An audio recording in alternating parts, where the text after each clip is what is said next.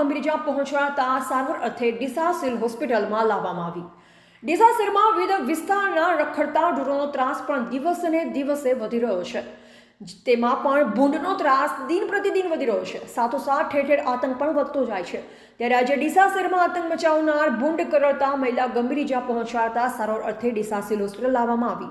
ઘટનાની વિગત એવી છે કે ડીસા શહેરમાં આવેલા મારવાડી મોચી વાસમાં પણ રખડતા ઢોર સાથે રખડતા ભૂંડનો ત્રાસ પણ દિન પ્રતિદિન વધી રહ્યો છે, જે કારણે આ વિસ્તારમાં રહેતી મહિલાને ભૂંડ કરડતા ગંભીર ઇજા પહોંચી હતી। ત્યારે ઇજાગ્રસ્ત મહિલાને ડીસા સિવિલ હોસ્પિટલમાં સારવાર અર્થે લઈ જવામાં આવી। વળી આ સમસ્યાને દૂર કરવા સ્થાનિક રહીશો દ્વારા અવારનવાર પાલિકા તંત્રને જાણ કરવા છતાં પણ તંત્ર દ્વારા કોઈ જ કાર્યવાહી હાથ ધરવામાં ન આવતી હોવાના સ્થાનિક રહીશોના આક્ષેપો લગાવી રહ્યા છે। ત્યારે આ મામલે તંત્રના અધિકારીઓ દ્વારા સમસ્યાને દૂર કરી ભૂંડ પકડવાની કામગીરી શરૂ કરાવવામાં આવે તેવી લોકોની લાગણી સાથે માંગણી ઉઠી છે।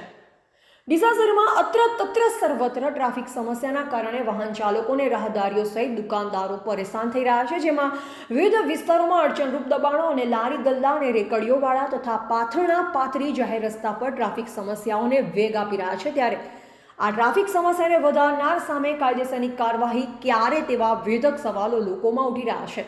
આજે પણ ડીસા ફોરા સર્કલ થઈ ભગવતી અને લેખરા 4 રસ્તા સહિત મુખ્ય બજારમાં જૂના શાક માર્કેટમાં શાકભાજી રેકડીઓ દબાણ સાથે ટ્રાફિક સમસ્યા સર્જાતા વેપારીઓ સહિત વાહન ચાલકો ત્રાહિમામ પોકારી ઉઠ્યા। ત્યારે પોલીસ તંત્ર દ્વારા સત્વરે આ મામલે યોગ્ય પગલાં લેવામાં આવે તેવી લોકોની લાગણી સાથે માંગણી ઉઠી છે। અહીંયા ટ્રાફિકની બહુ સમસ્યા છે। અમારે અંદર કાપડની દુકાનો છે, કોઈ માલ બીજો આવે તો લારી બીજી નીકળી શકતી નથી। દુકાનની આગળ જ શાકભાજીવાળા પાથરણા થઈને થઈ જાય, બંને સાઈડ રસ્તો સાંકડો થઈ ગયો છે। જ્યાં ત્યાં કોઈ બીમાર હોય, કોઈને જવું હોય, કોઈ આગળ જવું હોય દવાખાને કોઈ જઈ શકતું નથી।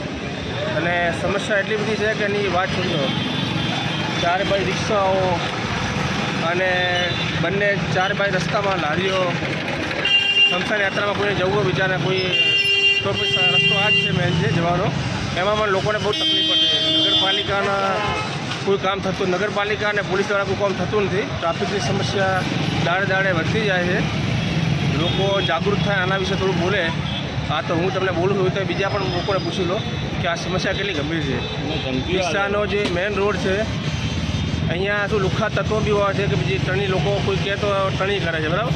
એ લોકોનું કોઈ સાંભળતા નથી કે થોડી જગ્યા સાઈડમાં આપી રસ્તો થોડો ખુલ્લો રાખવો, એ બહુ એ લોકો જાગૃત નથી અને લોકો એના વિશે કોઈ કહેવા માગતા નથી। અહીંયા લોકો જે ભાડા ખાય છે, દુકાનોવાળા છે, બહાર જે લોકો શાકભાજીવાળા, એ લોકો ભાડા પબ્લિકને કેટલી તકલીફ પડે કોઈ જોતું નથી ભાઈ।